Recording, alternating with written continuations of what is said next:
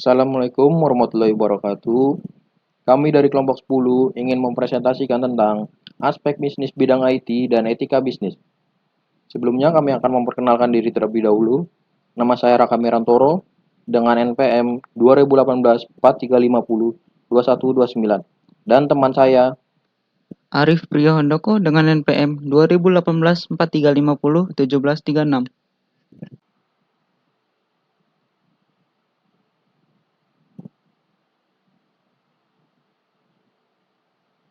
Materi yang akan kita bahas pertama, prosedur pendirian bisnis dan kontrak kerja. Kedua, prosedur pengadaan pada bisnis startup. Prosedur pendirian bisnis dan kontrak kerja. A. Langkah-langkah pendirian bisnis. Langkah pertama, kantor dan corporate identity. Langkah awal tentunya Anda sudah mempersiapkan kantor dan corporate identity Anda. Mengenai corporate identity, paling tidak Anda sudah harus memiliki logo perusahaan yang akan digunakan untuk pembuatan stempel dan kop surat. Langkah kedua, akte pendirian.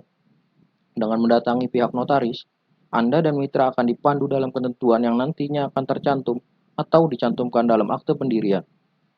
Baik itu soal hak dan kewajiban para komanditer, direktur atau wakil direktur dan komisaris, maupun bidang usaha perusahaan yang akan dipilih. Syarat-syarat yang harus dibawa pada saat pengurusan akte pendirian. 1. KTP dan kehadiran para komanditer. Kedua, bukti pembayaran PBB, pajak bumi dan bangunan, tempat perusahaan itu beralamat dan berkantor nantinya.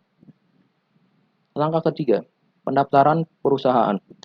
Persyaratan administrasi lainnya yang harus dipenuhi agar perusahaan menjadi legal bekerja adalah dengan mendaftarkan perusahaan tersebut di kantor wali kota atau bupati setempat. Kelengkapan administrasi perusahaan yang akan diurus. Situ, surat izin tempat usaha, SIUP, surat izin usaha perdagangan, TDP tanda daftar perusahaan, fisikal, surat pemeriksaan alat proteksi atau pemadaman kebakaran. Syarat-syarat yang harus dibawa. Pertama, fotokopi akte notaris. Kedua, pas foto. Ketiga, cap perusahaan. Keempat, menentukan golongan kecil, menengah, atau besar sesuai modal perusahaan yang dicantumkan di SIUP. Semua pengurusan tersebut dilakukan di unit layanan terpadu kantor wali kota atau bupati. Langkah keempat. 1. NPWP, nomor pokok wajib pajak. Kedua, SKPD, surat ketetapan pajak daerah. Ketiga, SKT, surat keterangan terdaftar. Syarat penting lainnya adalah NPWP, SKPD, dan SKT. Perusahaan yang pengurusannya dilakukan di kantor Direktorat Pajak tempat kantor perusahaan berdomisili. Syarat-syarat yang harus dibawa melampirkan foto kopi berkas pada langkah 2 dan 3, atau apabila ada ketentuan tambahan lainnya, Anda dapat menanyakannya ke pihak Direktorat Pajak setempat. Langkah kelima, PKP, pengusaha kena pajak. Masih di kantor Direktorat Pajak, setelah Anda mendapatkan NPWP, SKPD, dan SKT, maka Anda perlu mengurus surat PKP, pengusaha kena pajak. B. Tahapan-tahapan pendirian bisnis. 1. Tahapan pengurusan izin pendirian. Bagi badan usaha berskala besar, hal ini menjadi prinsip yang paling penting demi kemajuan dan pengakuan atas perusahaan yang bersangkutan. Hasil akhir pada tahapan ini adalah sebuah izin prinsip yang dikenal dengan Letter of Intent yang dapat berupa izin sementara, izin tetap, hingga izin perluasan. Untuk beberapa jenis badan usaha lainnya, misalnya sole distributor dari sebuah merek dagang, Letter of Intent akan memberi turunan berupa Letter of Appointment sebagai bentuk surat perjanjian keagenaan yang merupakan izin perluasan. Jika perusahaan ini memberi kesempatan pada perusahaan lain untuk mendistribusikan barang yang diproduksi, beberapa dokumen yang diperlukan pada tahap ini adalah tanda daftar perusahaan, TDP, nomor pokok wajib pajak, NPWP, dan bukti diri, serta perizinan yang perlu dipenuhi dalam badan usaha tersebut, yaitu surat izin usaha perdagangan dan surat izin usaha industri. 2. Tahapan pengasahan menjadi badan hukum. Tidak semua badan usaha harus berbadan hukum. Akan tetapi, setiap badan usaha yang memang dimaksudkan untuk ekspansi atau berkembang menjadi berskala besar Maka hal yang harus dilakukan untuk mendapatkan izin atas kegiatan yang dilakukannya tidak boleh mengabaikan hukum yang berlaku. Izin yang mengikat suatu bentuk badan usaha tertentu di Indonesia memang terdapat lebih dari satu macam. Adapun pengakuan badan hukum bisa didasarkan pada Kitab Undang-Undang Hukum Hukum Dagang (KUHD) hingga Undang-Undang Penanaman Modal Asing (UU PMA). 3. Tahapan penggolongan menurut bidang yang dijalani.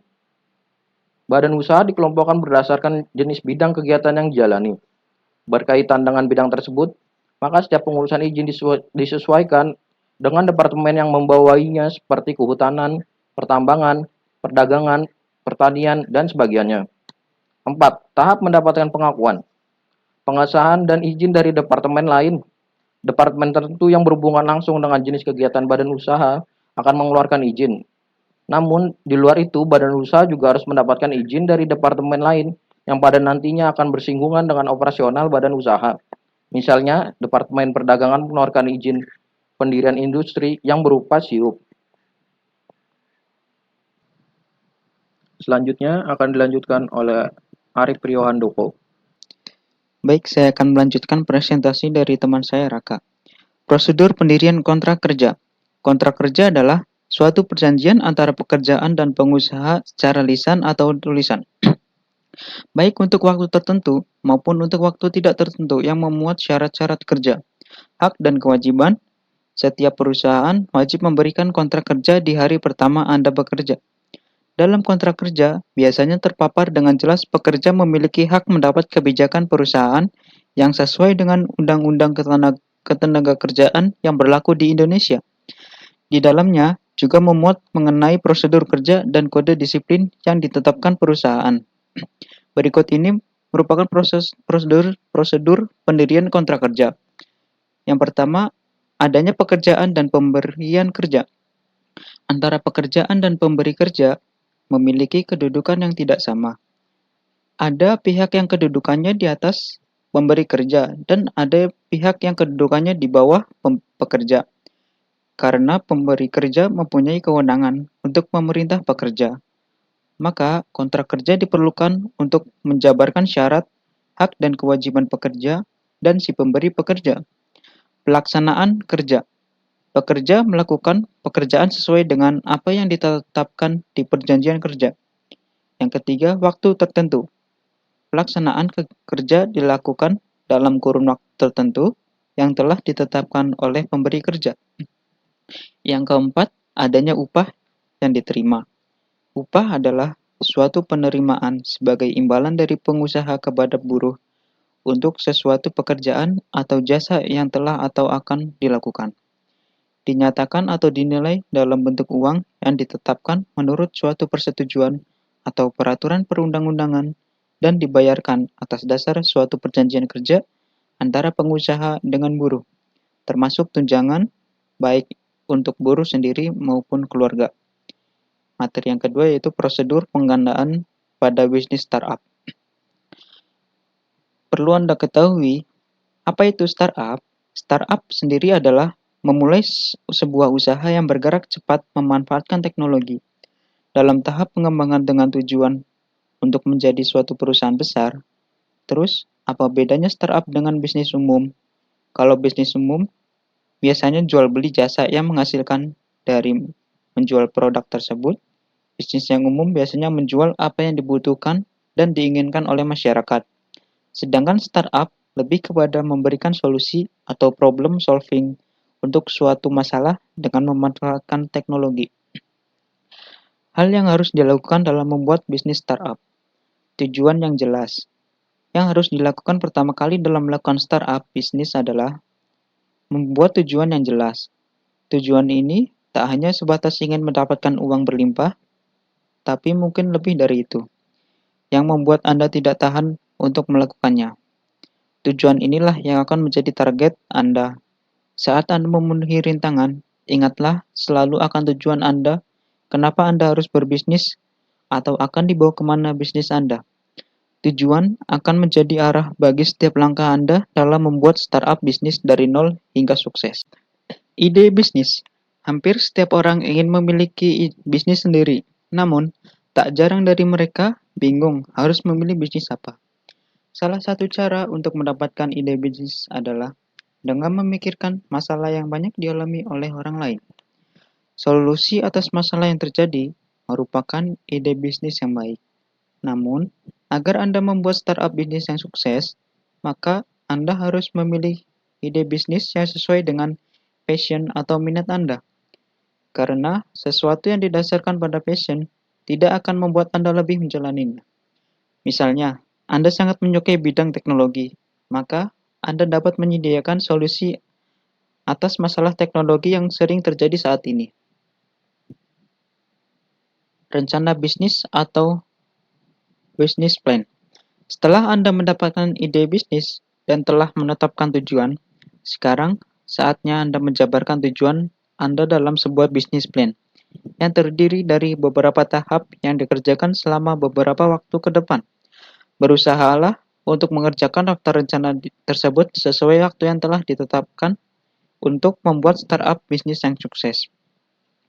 Yang Anda perlukan hanyalah sebuah konsep yang simpel atau sederhana dan cobalah memikirkan hal-hal yang perlu terlalu banyak berpikir tentang konsep malah membuat bisnis Anda diam, tak bergerak. Strategi yang sederhana yang dilakukan target pasar yang tepat hasilnya akan jauh lebih baik dalam membuat startup bisnis yang sukses. Yang keempat, tim yang solid. Membuat startup bisnis sendiri akan terasa sangat sulit. Untuk itulah perlu tim yang solid untuk terus menggali ide-ide kreatif dalam membuat strategi-strategi baru dalam pengembangan bisnis. Tak perlu banyak orang dalam membuat startup bisnis. Anda bisa memulainya hanya berdua saja yang dan passion yang sama dengan Anda. Pada praktiknya, mencari partner bisnis yang mau bekerja tanpa digaji akan sangat sulit. Yang kelima yaitu konsisten. Startup bisnis yang dimulai dengan persiapan yang matang, serta progres yang cepat tentu tidak akan meningkatkan rasa percaya diri Anda. Jika startup tersebut tidak menunjukkan progres yang baik, dalam jangka waktu 6 bulan, sebaiknya jangan dilanjutkan, karena hanya akan membuang-buang waktu Anda. Seperti disebutkan di atas, Anda dan partner Anda harus terus kreatif agar dapat memiliki strategi-strategi baru atau memperbaiki strategi yang ada dalam membuat startup bisnis. Strategi yang orang lain lakukan belum tentu bekerja bagi Anda. Namun, bila ada peningkatan, maka terus lanjutkan proses yang Anda lakukan secara konsisten. Seiring dengan pertumbuhan bisnis, Anda dapat mendapatkan tambahan modal dengan mencari para investor untuk mengembangkan bisnis Anda yang lebih besar lagi. Sekian presentasi dari kelompok kami, kurang lebihnya mohon maaf. Wabillahi taufiq wal hidayah. Wassalamualaikum warahmatullahi wabarakatuh.